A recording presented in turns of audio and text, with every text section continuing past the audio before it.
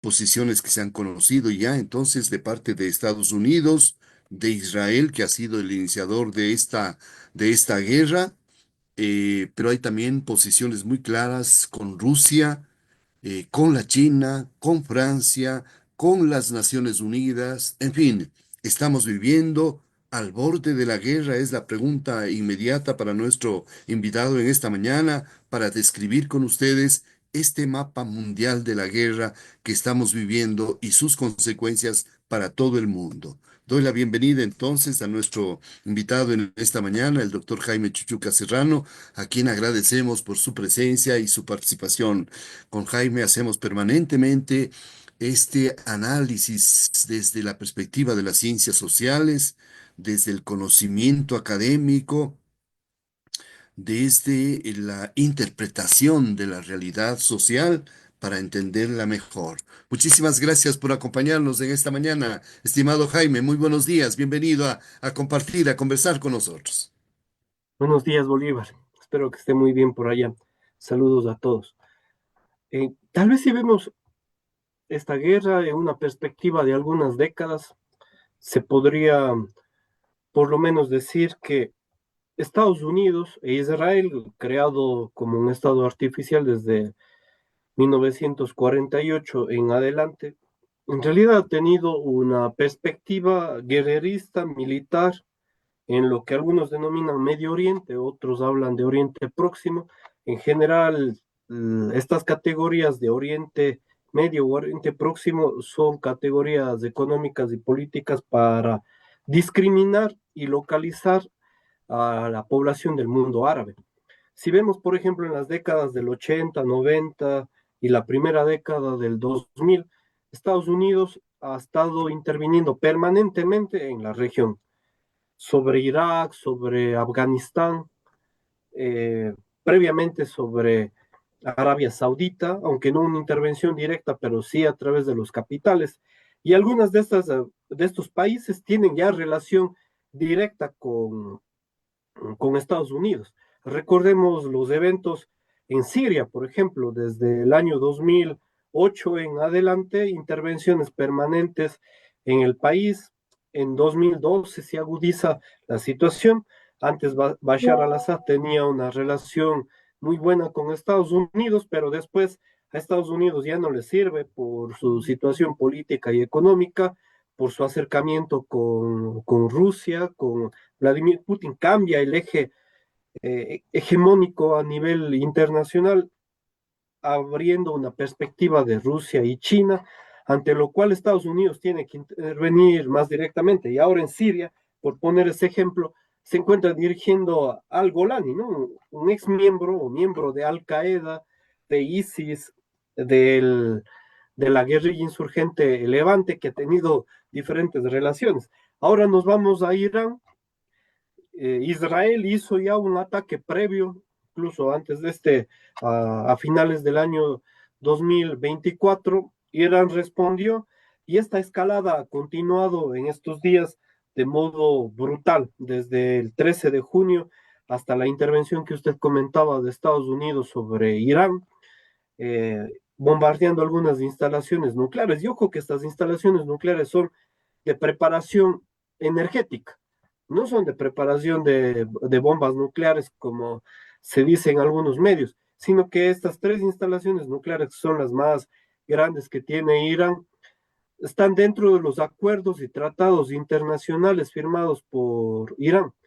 Entonces ellos están regulados y tienen vigilancia y control a través de la ONU todos los años. Entonces hay ingreso o permiso internacional para ver cuáles son las instalaciones de Irán. Esto lo sabe Israel, esto lo sabe Estados Unidos, pero a pesar de eso, ellos siempre están diciendo que están cerca de crear bombas nucleares. Y ese discurso lo ha tenido Netanyahu desde 1995. Y hay videos al respecto. Israel ya casi 40 años viene con ese discurso en contra de Irán, al igual que antes lo tenían en contra de Irak. Decían que Irak tiene armas de destrucción masiva, nunca las encontraron. Y al revés decimos, en realidad es porque Irak no tenía armas de destrucción masiva e Irán no tiene bombas nucleares, por lo que Israel quiere intervenir sobre el suelo iraní y también Estados Unidos ahora quiere intervenir sobre el suelo iraní. Entonces, esta perspectiva tiene más objetivos económicos que de otro tipo, ante un ciclo Jaime, que existe en Estados una Unidos. pregunta para ir desglosando algunos de los temas. ¿Qué percepción tiene usted respecto de la relación entre Estados Unidos e Israel? ¿Cómo así que se da un entendimiento, una vinculación tan fuerte, ¿no? Entre estos dos países que en este momento constituyen la vanguardia, la punta de lanza de la violencia y de la guerra.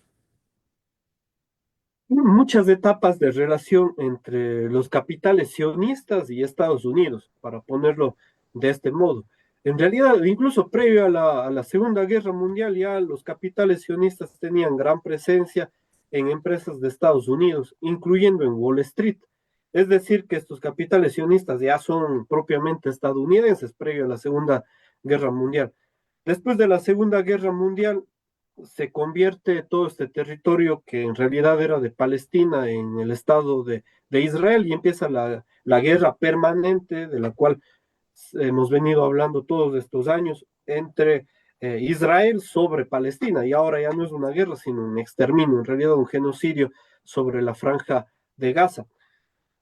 Además de esto, la mayor parte de los capitales, los grandes capitales israelíes también son de Estados Unidos para que se entienda mucho mejor la situación. Es decir, algunos de los propietarios de las grandes startups de tecnología, de defensa, de ciberseguridad, los dueños tienen doble nacionalidad. Son israelíes, pero también son estadounidenses. Entonces, esta situación hace que tengan mayor efectividad la situación del conversar en los diferentes gobiernos, en los congresos, lo que se llaman los lobbies eh, entre Israel y Estados Unidos, la defensa, la seguridad, incluso se habla de dos Silicon Valleys, ¿no? El Silicon Valley propio en Estados Unidos y el Silicon Valley de Israel. Hay una relación mutua entre las universidades de Israel y las universidades de Estados Unidos. Las diferentes empresas de tecnología, las inversiones, tienen media y alta inversión de Israel en Estados Unidos. Entonces, digamos, hay una interdependencia entre los Recordarles a capitales. nuestros amigos oyentes, Jaime, recordarles a nuestros amigos oyentes que Silicon Valley es un área de California dedicada a la construcción de grandes empresas que están precisamente en la punta, en las tecnologías, ¿no? A eso se ha denominado Silicon Valley y ahora me es una novedad, por cierto, hablar de que Israel tiene su propio Silicon Valley. Sí, y además, uno de los principales, por ejemplo, bestsellers, que es Harari, es israelí y es uno de los historiadores, filósofos más leídos en Estados Unidos y en Silicon Valley, ¿no? Sus famosas obras. Hay, por ejemplo, un aporte anual de 3.800 millones de dólares de Estados Unidos a Israel en capital para adquisición de armas, principalmente para el tema bélico. Entonces, Israel es una potencia armamentística. Esto no lo podemos negar y están los datos, lo pueden revisar.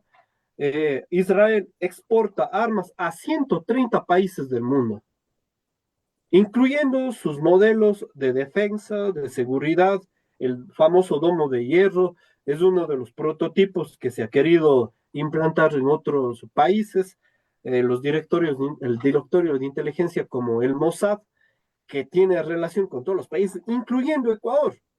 El Mossad ha preparado a personal de inteligencia en Ecuador, a personal militar, incluso ha entregado aparatos de ciberseguridad, softwares de vigilancia a Ecuador y tiene numerosa relación en la región con Argentina, con Chile, con Colombia. Entonces, digamos, hay una relación en las diferentes regiones. Entonces, pensar que Israel no tiene gran capital armamentístico es mentirnos. Además tiene 200 ojivas nucleares. Es decir, que quien sí tiene y no ha firmado ningún tratado ni acuerdo internacional sobre materia nuclear es Israel. Irán los ha firmado todos. Ahora, el cumplimiento es otra situación, digamos, que podría ponerse en tela de duda, pero Israel no ha firmado ninguno. Entonces, ellos sí tienen capacidad operativa nuclear directa y por eso también es que domina al resto de países. Además, tiene varios frentes abiertos Israel. La BBC dice tiene 5 frentes abiertos sobre Gaza, sobre Líbano, sobre Yemen, sobre Irán y sobre Siria. Pero además de esto, tiene operaciones en otros países del mundo árabe, porque hay intervenciones, bombardeo en embajadas. Entonces, la situación es muy complicada y esta interrelación que decíamos entre Israel y Estados Unidos va a la par en cada una de sus acciones militares, porque lo hacen en conjunto. O sea, Estados Unidos sabe cuando Israel va a bombardear algún lugar o va a iniciar una guerra. Perfectamente.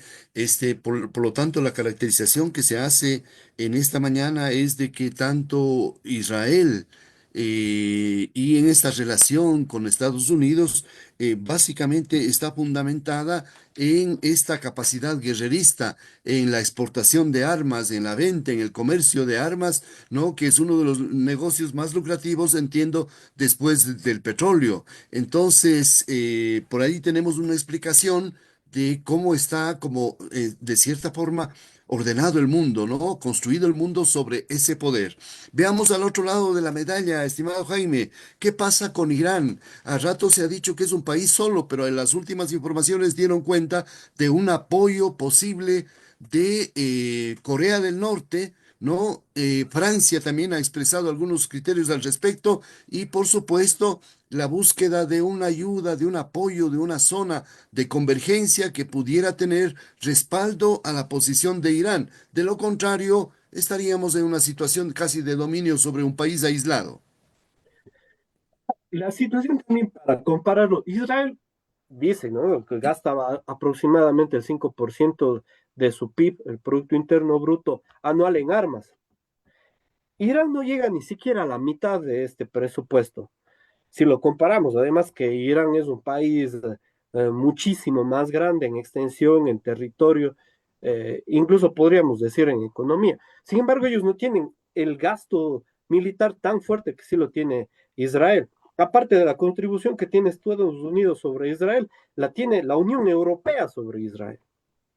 Es decir, ahora la Unión Europea, sobre todo su representante von der Leyen, está aprobando el ingreso de Israel, la intervención militar sobre Irán. No así algunos países. Algunos países han puesto en tela de duda la situación. A Alemania no le interesa por el momento ingresar en la guerra, por ejemplo. Incluso Macron, que antes ha respaldado permanentemente a Israel, ahora parece que estuviera dubitando, pero lo que sí, tenemos dos países que están en contra de este conflicto, que es a Rusia y China. Rusia ha sido enfático en decir que ellos no quieren extender el conflicto en Medio Oriente y en el mundo árabe, ni con Siria, ni con Irán, ni sobre Irak, ni sobre Afganistán. Y ahora Putin ve que, y también lo hace Xi Jinping, que a la larga el objetivo de Estados Unidos no es quedarse en Irán, sino en constreñir y continuar las sanciones hacia Rusia y hacia China.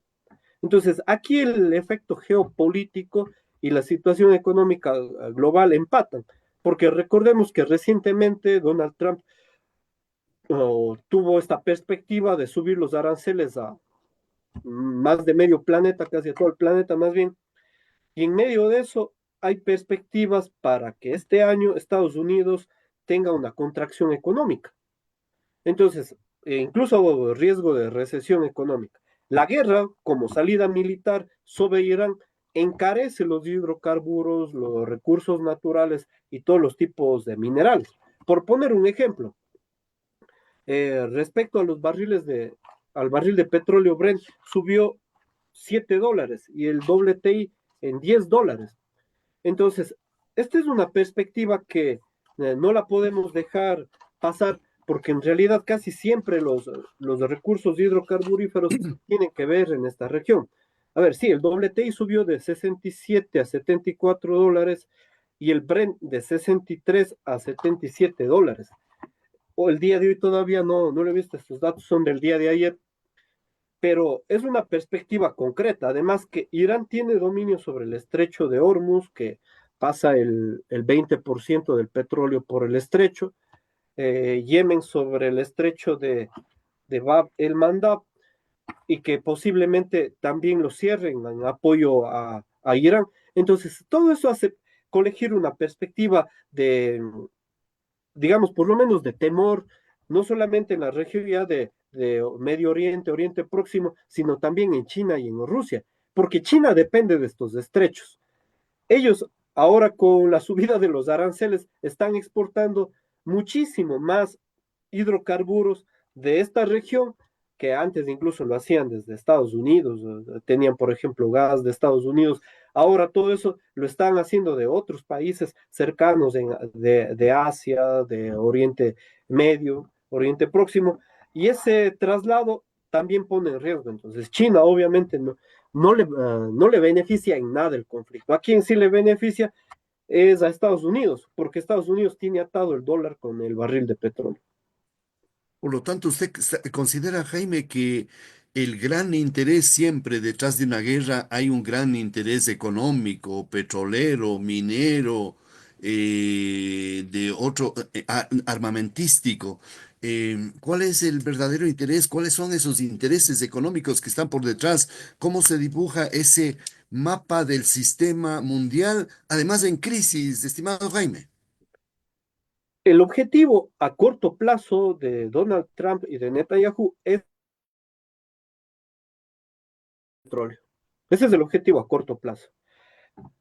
Y se lo ve día a día, porque Donald Trump cometió un error al subir los aranceles, luego los tuvo que bajar, incluyendo con China y algunos otros países que ha empezado a tener una renegociación, se le pasó la mano y subió más de lo que debía subir, y esto se convirtió más bien en un efecto boomerang que está afectando a su propia industria, además del tema migracional, porque Estados Unidos, al tener toda esta política regresiva en cuanto al tema migrante, también hace que el mercado de trabajo interno de Estados Unidos tenga otras dinámicas. Entonces, la situación es que se van a encarecer todo tipo de mercancías. Hablamos de los que están atados a las monedas, ¿no? Con el dólar, con el petróleo, pero también los minerales, oro, plata, tierras raras, silicio, litio y otras que se utilizan en las tecnologías en el mundo informático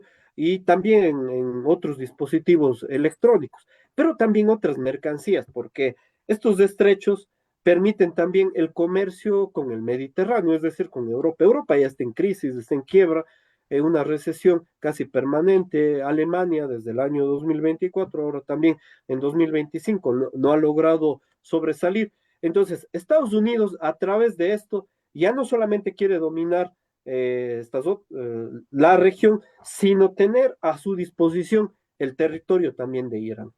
Ya tiene Afganistán, tiene Irak y ahora quiere tener a largo plazo el territorio de Irán. Porque esta guerra puede ser como la de Siria, ¿no? La de Siria que se convirtió en una guerra prolongada de varios años y que terminó con la caída del gobierno de Bashar al-Assad. El titular del Economist de hoy es, por ejemplo, ¿puede caer el gobierno de Irán? Entonces, como anunciando que este es uno de los objetivos políticos, ¿no? Hacer caer el gobierno de Irán, el gobierno de los ayatolas, a pesar de que tienen, podríamos decir, gran legitimidad dentro del mismo pueblo de Irán. Ellos tienen también elecciones, no es que sea un estado teocrático como tal, como se quiere presentar, sino que también tienen elecciones internas en Irán. Hablemos un poquito sobre el sistema sobre el sistema en crisis, estimado Jaime. El sistema capitalista se ha caracterizado fundamentalmente en la percepción más cercana por la competitividad, por el enfrentamiento de los intereses, por el mercado, ¿no? Por estos grandes intereses económicos, políticos, sociales, petroleros, mineros, etcétera, en juego y ha sembrado de enfrentamiento, de discordia, dicen muchos autores, muchos estudios, muchas informaciones, que el sistema está colapsando. Por eso las medidas tomadas por Trump en torno a los aranceles. ¿Cómo le ve usted en este momento en ese mapa de la guerra internacional que vivimos? ¿Qué es lo que está pasando con este sistema que muchos anuncian, no de ahora, sino de hace mucho tiempo, de su posible desintegración? Un dato más, estimado Jaime. El presidente de las Naciones Unidas, el director general Guterres, acaba de mencionar que el sistema no da más, que el sistema está siendo sustituido por otro, que el resultado de la Segunda Guerra Mundial, el nuevo orden, recuerdo entonces la frase apropiada, el nuevo orden geopolítico internacional está siendo sustituido. Y esto es verdad, porque Estados Unidos, que es uno de los fundadores de la OTAN, se sale de la OTAN. eh, Uno de los que presionó para que se forme la Unión Europea dice que la Unión Europea ya es un ente muerto. La ONU, las resoluciones de la ONU nunca son hechas caso por las potencias como Estados Unidos e Israel. Todas las votaciones son dejadas de lado, es como si fuera una votación meramente formal. Y a partir de esto, tiene mucha lógica lo que dice en realidad Antonio Guterres. Pero además, el sistema imperialista capitalista global tiene modificaciones dinámicas, cambios a nivel global. Y lo podemos comparar Estados Unidos como un capital o varios capitales unidos de modo imperialista que tiene intervenido numerosos países a nivel mundial con guerras permanentes en el siglo XX y en el siglo XXI, con operaciones militaristas, violentas en todas las regiones que quieren mantener sus monopolios. Pero también existen otros países imperialistas, como por ejemplo Rusia, que ha tenido intervenciones particulares o momentáneas, digamos, esporádicas, como en Afganistán, y ahora la de más larga data sobre Ucrania. En algunos otros países de la ex Unión Soviética los tuvo, pero más tarde, sobre todo en Ucrania. Ahora, en China, podemos ver que China no ha tenido una gran intervención. Como país capitalista o de fusión con, ellos dicen, de orientación socialista, pero sigue siendo un país imperialista, ellos no tienen intervención directa militar sobre ningún otro país, sino que más bien han aprovechado la globalización, el neoliberalismo, para incidir sobre las otras regiones, además que es el país más poblado del planeta, a través de su economía. Entonces, esto hace de ver que hay diferentes dinámicas y por eso es que Estados Unidos riñe tanto contra China y contra Rusia, porque lo que está en riesgo aquí es la hegemonía planetaria de Estados Unidos sobre las regiones.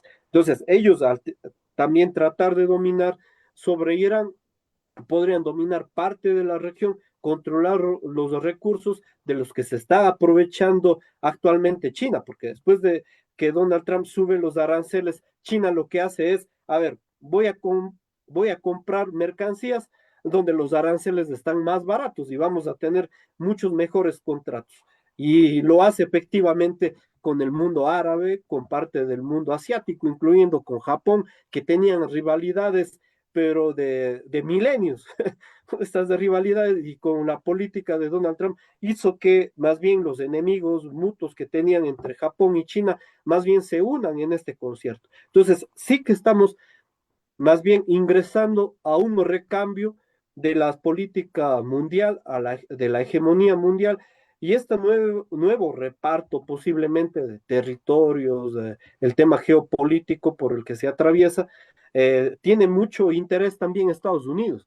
Y ojo que Irán ha dicho que va a responder, y dentro del derecho internacional lo podría hacer tanto frente a Israel cuanto frente a Estados Unidos. Y Estados Unidos, al tener numerosas bases militares, no solamente Irán puede atacar dentro de Estados Unidos, sino en otros países donde tienen bases militares. Entonces, Irán lo podría hacer y esto hace que sea muy débil la estrategia también de Estados Unidos, porque no se puede saber si Irán atacará, por ejemplo, en las bases militares de Afganistán, de Irak, o de algún otro país de la región o más cercano que podría tener debilidad según la estrategia militar que lo pueda ver el mismo gobierno iraní. Jaime, una guerra de Estados Unidos contra el mundo árabe, particularmente contra Irán, a mí me parece así a simple vista un muy mal negocio, ¿no? Frente a la competencia que tiene con China y con Rusia. Eh, Tengo la impresión de que está enfrentándose a un nivel como si dijéramos, yo no sé cuál es el interés ahí, ¿no? Pero no es un enfrentamiento directo con las potencias, o es que cree usted que hay un enfrentamiento directo, porque de cualquier manera Rusia está apoyando y China también, usted lo ha dicho. En realidad, todas estas guerras son enfrentamientos entre las potencias. O sea, por ejemplo, si vemos la guerra de Rusia con Ucrania, es un enfrentamiento a través de esta tapadera entre Rusia y Estados Unidos, porque quien dispuso la caída del gobierno en 2012 del gobierno de Ucrania es Estados Unidos, a través de su presión de sus capitales. Desde ese momento, el establecimiento de misiles en Ucrania para apuntar a Rusia, el temor de Rusia y del gobierno de Vladimir Putin. Entonces, alrededor de esto hay intereses de las potencias. Y ahora si lo vemos detrás de Irán también, porque Irán casi siempre ha estado más bien, tanto su capital como su política, de una relación mucho mejor con Rusia y con China que con Estados Unidos. Entonces, al tener este conflicto de Israel y Estados Unidos versus Irán, lo que está haciendo por atrás es tener un conflicto también con Rusia y con China. Entonces, y la situación, por ejemplo, es parecida respecto a Irak, respecto a Siria. Siria tenía mucha mejor relación del último gobierno de Bashar al-Assad con Vladimir Putin. Y ahorita está exiliado Bashar al-Assad en Rusia para que se vea. Entonces, Vladimir Putin va a pensar con cautela y decir, bueno, los países que tienen mucha mejor relación con Rusia están siendo intervenidos por Estados Unidos o por países aliados, como en este caso Israel, y ellos van a tener que ingresar en términos de la guerra. Por eso es que algunos anuncian el comienzo de la Tercera Guerra Mundial, porque dicen Rusia no se va a quedar de brazos cruzados, ya que son países con los cuales tienen gran comercio, gran relación geopolítica y militar, incluyendo China. Entonces, incluso el canciller de Irán viajó el día de ayer a Rusia. Entonces, hay que ver cómo se va a presentar las resoluciones que tiene Vladimir Putin, que también podríamos decir que Rusia es un estado militarista, y las decisiones que tendrá Xi Jinping en este margen, aunque China casi siempre ha tratado de evadir los conflictos militaristas o bélicos. Estimado Jaime, para cerrar esta entrevista, este diálogo, quisiera preguntarle sobre las consecuencias para nuestro país. ¿Qué papel se puede jugar? Un papel de dignidad, me pareciera a mí, pero en fin, ya un gobierno vinculado directamente, tan vinculado directamente con Estados Unidos como el del presidente Noboa, será difícil salir de ese ámbito de influencia. ¿Qué consecuencias traerá esto para nuestro país? ¿Cómo lo debemos entender desde nuestros puestos de vida, de trabajo, de asistencia a la política? Y bueno, y no solo Ecuador, sino creo que el resto de los bloques económicos. Ahora estamos en un mundo de bloques económicos que disputan hegemonía. Por ejemplo, los BRICS. Todos ellos van a tomar su bando. Posiblemente la mayor parte de países apoyen, dentro del BRICS apoyen a Irán, pero algunos de ellos, como por ejemplo India, terminará apoyando a Estados Unidos. Ellos tienen muchísimos capitales en disputa. Es una probabilidad.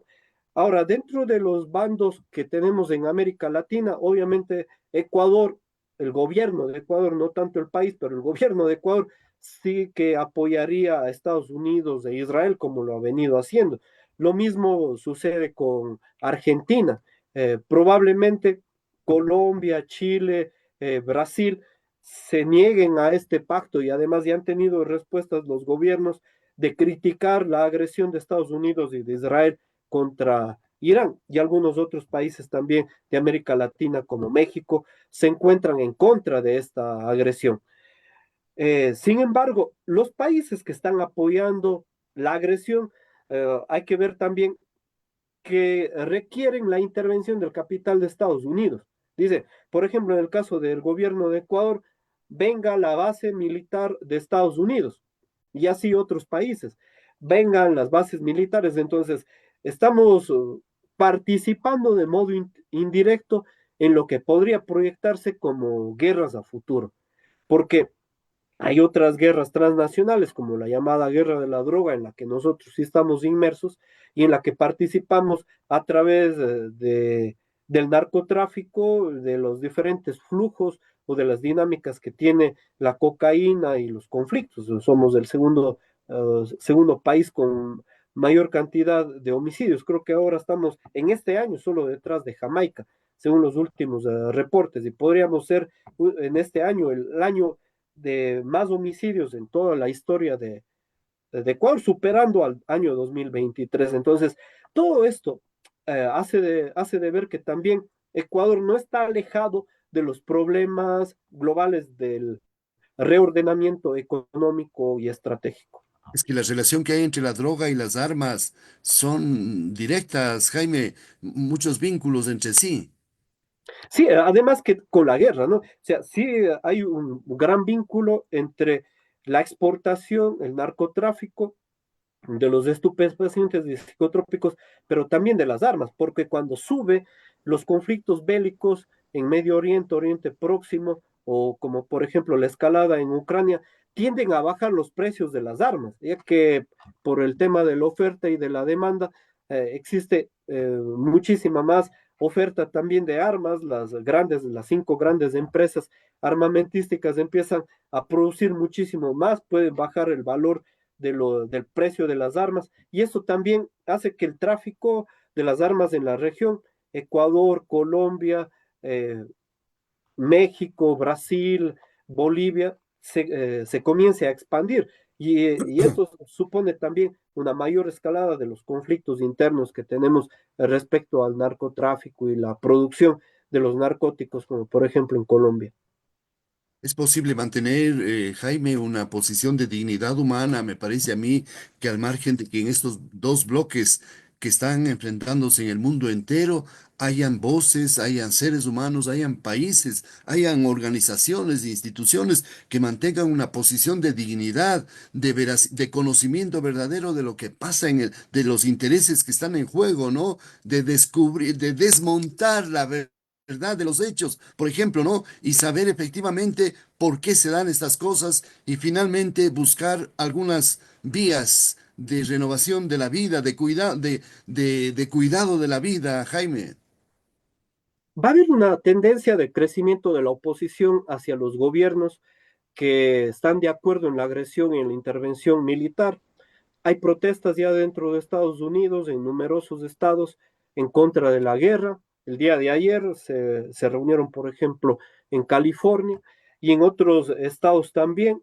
En nuestros países también la oposición dentro de Ecuador va en contra de este gobierno si es que pretende apoyar a la agresión militar, como incluso de hecho lo hizo al iniciar el gobierno tratando de enviar la chatarra rusa a Ucrania. Entre otras cosas, la oposición en los diferentes países del planeta va a tener una gran presencia en contra de la agresión militar que se está teniendo alrededor de los conflictos en Irán, pero también, por ejemplo, en el caso de Gaza. En el caso de Gaza, pero ya es más que obvio, o sea, tanto la ONU cuanto la mayoría de los países del planeta están en contra de la intervención de Israel sobre Gaza. Ahora, las soluciones y las salidas o los resultados de esta oposición en realidad aún son escasas, a pesar de que exista gran presión por los derechos humanos, como usted bien dice, sobre la dignidad, en realidad más de la vida sobre la guerra, de la vida sobre la explotación de la mano de obra, de los recursos, la discriminación de las poblaciones respecto a cultura, etnia, color, idioma. Entonces, todo esto yo creo que va a incrementar el tema de la oposición. Pero en esta guerra, quienes van a cumplir, parece, un gran papel, es la misma oposición interna dentro de Estados Unidos. Esto me olvidé de decir al inicio, ya que Donald Trump vulneró su propia constitución. Él, para tener una intervención militar en Irán, necesitaba aprobación del Congreso. Al no tener aprobación del Congreso, Donald Trump está ahora sujeto a un posible juicio político dentro de Estados Unidos, a un impeachment que dicen los estadounidenses, porque al no tener aprobación del Congreso, ahora también la oposición contra Donald Trump, que es fuerte en Estados Unidos y tiene polarizado también al país, abre una escena política interesante también dentro de Estados Unidos. Entonces, todas estas situaciones, hay algunos que empiezan a comparar lo que hizo ahora Donald Trump con lo que hizo Nixon en su momento en Watergate, que sin tener ningún permiso, etcétera, empezó el espionaje. Entonces, hay diferentes probabilidades, alternativas, pues yo creo que estamos en momentos de incertidumbre a nivel global e interno. Muchísimas gracias. En esta mañana, el doctor Jaime Chichuca Serrano, analista e investigador social, tratando este tema de la guerra internacional.